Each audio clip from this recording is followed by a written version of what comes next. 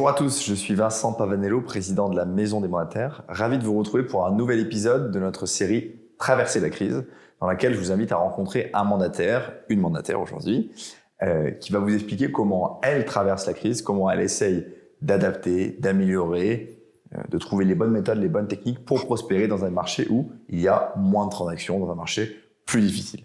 Je suis ravi d'accueillir Sandrine aujourd'hui dans la maison de la Maison des Mandataires. Bienvenue. Enchantée, merci. Ravie aussi d'être ici. Merci d'avoir accepté de venir partager un peu ton expérience et ton regard sur cette crise, sur le ralentissement de marché. Mais on s'est dit que beaucoup de gens qui regardent nos vidéos des mandataires ou des futurs mandataires s'interrogent, se questionnent sur la façon de traverser cette crise. Donc, on allait en faire une série dédiée. Peut-être d'abord te présenter en quelques mots, nous dire depuis quand tu es dans l'immobilier, où est-ce que tu es basé, et puis comment la crise elle se matérialise chez toi concrètement dans tes chiffres, dans tes performances. Alors donc, Sandrine, on a dit Stéphane, je suis mandataire chez Sextant et je travaille sur la Bretagne. Je suis dans le 29, donc dans le Finistère, et je fais de l'immobilier depuis 2018. En fait, j'ai ouvert mon entreprise en 2018. Tu faisais quoi avant ? J'étais assistante maternelle, j'ai fait ça pendant 17 ans. Donc voilà, donc reconversion totale. Ok, donc tu as connu des belles années tout de suite, en tout cas de marché, on va dire. Ah oui, ah oui, avec toute la crise Covid, etc. Donc tout ça très formateur, pas de problème. Donc voilà, et puis je continue tranquillement, voilà, l'activité parce que ça me plaît vraiment, quoi. Ouais. Voilà, travail passion. Ok, travail passion. Qu'est-ce qui a changé depuis 18 mois, très concrètement pour toi? Dans ton quotidien, comment il se manifeste ce ralentissement de marché? Alors moins d'appels téléphoniques déjà, moins de mandats qui rentrent. Alors moins de mandats, c'est un peu plus compliqué en fait au niveau du travail. C'est vrai qu'on a une situation qui est un petit peu particulière et qui nécessite de trouver des solutions. Ça commence par exemple au départ par la vie de valeur chez le client. Il faut réussir à lui faire entendre que là aujourd'hui les prix baissent parce que les taux d'intérêt montent, que donc le potentiel des acquéreurs, les enveloppes des acquéreurs, elles sont moins grandes et qu'il faut adapter les prix. Le problème, c'est qu'on est encore dans l'état d'esprit des gens. Il y a quelques mois en arrière, on avait encore les prix Covid et un marché de l'immobilier qui était très, très élevé. Donc voilà, donc on reste sur un marché de l'immobilier élevé qui tend à la baisse, mais c'est pas encore suffisant pour rééquilibrer. En fait, on a un déséquilibre là, tout simplement. On viendra après sur notamment comment faire atterrir les vendeurs, parce que c'est, j'imagine, un truc que tu fais maintenant que tu faisais moins avant et que c'était plus un sujet. Mais donc toi, la façon dont la crise elle se manifeste, elle devient réelle dans ton quotidien, c'est donc moins d'appels, des vendeurs qui arrivent avec des idées. C'est ça. Voilà. Et en termes de transactions, tu penses que ça va impacter ton nombre de transactions à quelle hauteur, l'ordre de grandeur, ou alors tu vas réussir à maintenir Non, j'arrive à maintenir. Donc ok, donc 2023, tu penses maintenir? Je maintiens, ouais, c'est maintenu. Et peut-être avec plus d'efforts, plus de pédagogie. Mais par contre, voilà, il faut, voilà, il y a un virage. En fait, voilà, il a fallu prendre un virage. C'est exactement sur ce virage que je veux t'interroger maintenant pour savoir concrètement. Non, mais nous, c'est ce qu'on dit aux gens qui nous écoutent, c'est de dire c'est possible de maintenir ses performances. Oui. Mais si vous pouvez pas maintenir vos performances dans un marché qui va moins bien, si vous travaillez comme vous travaillez il y a 18 mois. Et donc c'est ça, je pense, le sujet. Ça m'intéresse très concrètement d'avoir peut-être dans ta relation vendeur, qu'est-ce que tu fais différemment aujourd'hui de ce que tu faisais il y a 18 mois quand le marché était totalement exceptionnel? Alors, sur ma façon de travailler, j'ai pas changé grand-chose. En fait, là pour le coup, moi, je suis énormément sur le terrain. Je suis une très mauvaise élève. Je travaille pas avec les réseaux. Réseaux sociaux, tu veux dire. Réseaux sociaux, voilà. Je travaille pas avec les réseaux sociaux. Mes meilleurs outils à moi, c'est mon téléphone et ma voiture. Voilà, c'est-à-dire que j'appelle mes clients, je leur envoie pas de SMS, sauf s'ils sont au travail ou des choses comme ça. Il y a des fois où on n'a pas le choix, parce qu'il faut qu'on réussisse à les avoir au téléphone. Mais par-dessus tout, le contact, au moins par téléphone, et puis le rendez-vous physique, quoi. Parce que je pense qu'on est rentré dans un marché de l'immobilier où les gens sont super inquiets. parce qu'il y a toutes les réformes énergétiques, parce qu'il y a le coût de la vie qui augmente, parce qu'il y a le prix de l'électricité qui est en train de péter tous les scores. Et du coup, au-delà de l'acquisition de la maison et de tout ce qui va autour de la vente, donc ça, c'est la partie technique qu'ils ne gèrent pas et on leur propose de la gérer pour eux. Donc, ils n'ont pas besoin de s'en occuper. Ils ont besoin aussi derrière d'avoir des réponses sur comment je vais pouvoir entretenir ma maison. Qu'est-ce qui va faire que je vais réussir à m'en sortir avec une maison alors que je vais avoir des charges de crédit qui vont être probablement plus importantes que les charges du loyer que j'avais avant. Comment je vais faire et qu'est-ce qu'on peut m'apporter comme réponse. Et ça, je pense que ça ne passe que par le rendez-vous physique. Parce que du coup, on parle de plein de choses et ça permet d'avoir des informations qui permettent de leur donner des réponses. C'est les acheteurs qui te posent ces questions-là. Les vendeurs aussi tu les sens plus anxieux, plus en demande de réponse et avec eux aussi tu passes plus de temps en physique? Pour le moment, c'est plus on est plus sur des questions qui relèvent de l'acquisition d'une maison. Donc c'est plus des craintes acquéreurs plus fortes. Des craintes acquéreurs. On commence sérieusement à avoir des craintes de vendeurs aussi, puisqu'on sait que à un moment donné, toutes les maisons qui vont être classées en passoire énergétique ne seront plus finançables. Donc il va falloir aussi, pour leur donner la possibilité de vendre leur maison, qu'on leur apporte des solutions qui vont leur permettre de pouvoir la vendre. C'est-à-dire qu'une maison qui va être classée en F ou en G, là pour le moment, elles sont encore finançables. On passe par un audit énergétique, donc qui leur coûte déjà très cher. Là, dans les banques, on entend dire que d'ici 2024, donc on ne sait pas quand exactement, les biens classés en F ou en G ne seront absolument plus finançables. Ça veut dire que ce sont des biens qui ne pourront plus être vendus, puisqu'ils ne pourront plus être acquis. Oui, c'est très, très, très clairement expliqué comme tu le fais là. Et donc ça inquiète évidemment les vendeurs. Et oui. En termes, alors c'est peut-être dur à quantifier, mais en termes de temps passé, que ce soit avec les vendeurs ou les acquéreurs, tu estimes que ça a été multiplié par 2 pour toi? Oui. Ouais, c'est ça. Oui. L'ordre de grandeur, ça voit ça. Ouais. Donc tu consacres 2 fois plus de temps à l'accompagnement vendeur et acheteur. Tout à fait. Ok, donc pour faire le même nombre de ventes, ça demande de travailler plus, en tout cas de s'adapter. C'est ça, un peu plus d'énergie. Un peu plus d'énergie. Mais c'est donc voilà, donc il y a cet investissement d'endroit. Donc sur le vendeur, c'est très juste ce que tu dis. On l'a jamais évoqué dans ces vidéos-là. Le côté les vendeurs anticipent éventuellement que leur bien sera plus vendable parce que les acheteurs pourront plus être finançables. On parle souvent du locatif, mais ça pourrait être vrai. Alors, j'ai entendu ces rumeurs sur les banques, je veux un petit peu rassurer aussi. Pour l'instant, il n'y a rien de fait. Ça va peut-être être réformé. Ça va prendre du temps. Le politique mettra quand même de la pression pour que ça ne se fasse pas non plus trop violemment, parce que on figerait le marché quand même dans des proportions qui sont pas conséquentes, qui sont pas raisonnables. Donc ça, c'est sur le côté donc côté vendeur, côté acheteur, plein de questions sur le coût de la vie, de l'inflation et comment ils peuvent c'est ça. Est-ce que au-delà de ce temps passé en plus, tu as d'autres méthodes, d'autres techniques ou d'autres façons d'appréhender le métier qui ont changé, ou alors pour le reste, c'est juste tu consacres plus de temps et tu fais tout pareil que J'ai rien qui a changé. J'ai rien qu'à changer. C'est juste plus de temps pour les gens, pour les accompagner du mieux possible, puisque ils ont besoin de plus de réponses du fait de leur inquiétude.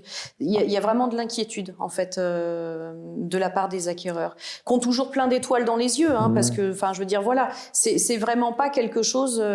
L'inquiétude, elle va pas jusqu'à ne plus vouloir acquérir quelque chose. Les gens ont les mêmes envies, donc avancer, devenir propriétaire, etc. Mais par contre, tout ce qui se passe autour, ça rend les choses plus compliquées pour eux. Et comme ils sont complètement perdus avec les réformes énergétiques, etc., c'est à nous de leur apporter les réponses. Très clair. Et est-ce que du coup, le fait que tu passes plus de temps sur chaque mandat, ça t'invite à prendre moins de mandats ? T'as cette logique-là actuellement, ou c'est juste que ça t'augmente ta durée? Alors, il y a eu un moment, où effectivement, ça a été un petit peu plus compliqué parce qu'il a fallu que je m'adapte aussi, que je trouve mes marques en fait pour continuer à avancer autrement.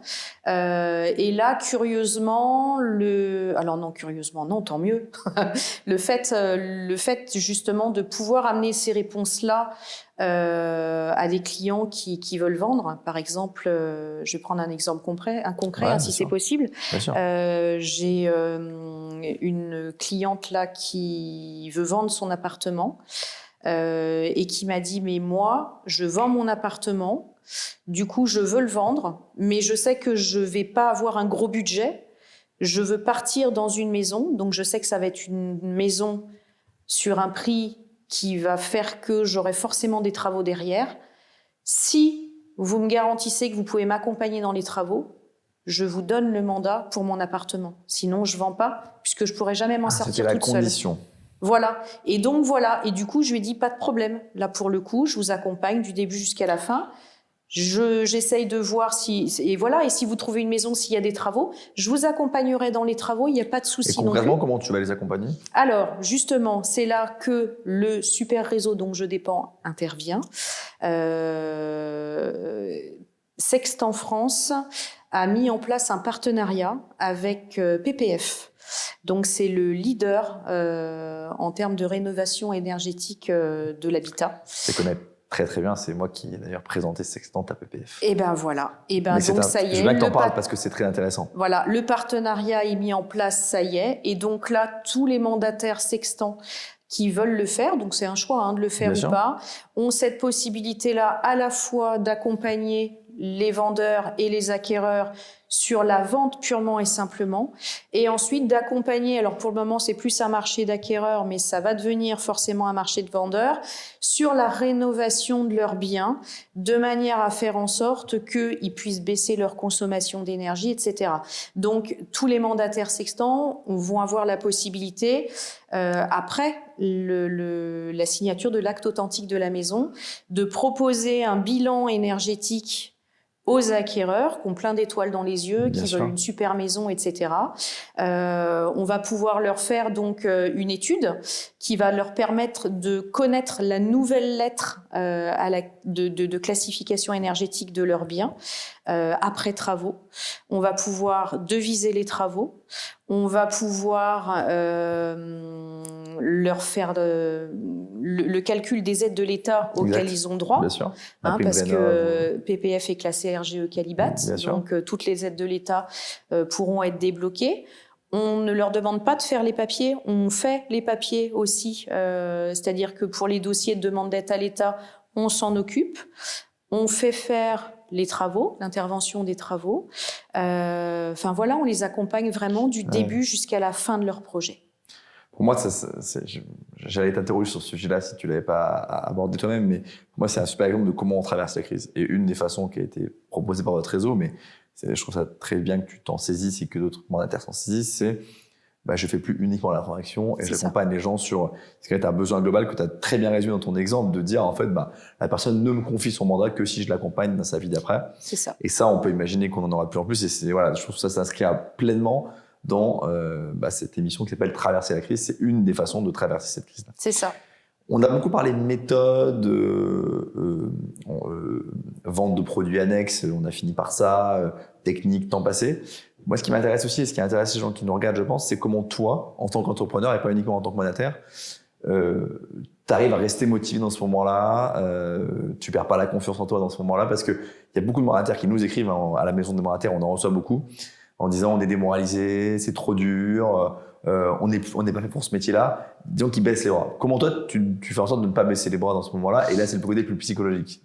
Alors donc en fait, c'est vraiment pour moi la relation que j'ai avec mes clients, parce que on voit qu'ils veulent y aller, on voit qu'ils ont envie, et donc ça donne envie de les accompagner. Et donc voilà.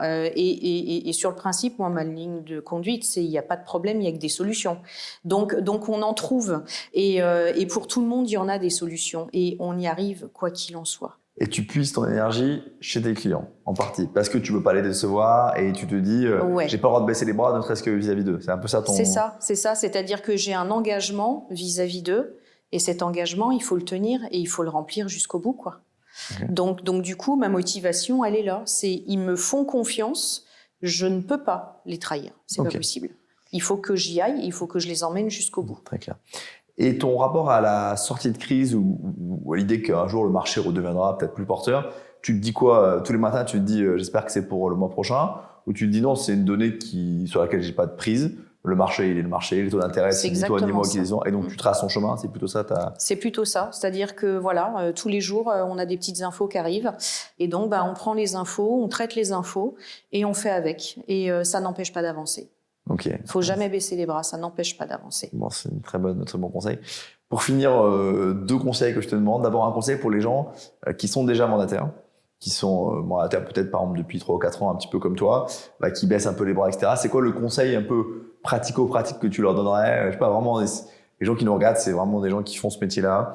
Et pour certains pour qui c'est compliqué, tu dirais quoi? Revenez aux fondamentaux, travaillez plus, continuez à apprendre en vous. C'est quoi le conseil que tu donnerais à ces gens-là qui sont déjà dans le métier? Qui sont déjà dans le métier, prenez le même virage que moi.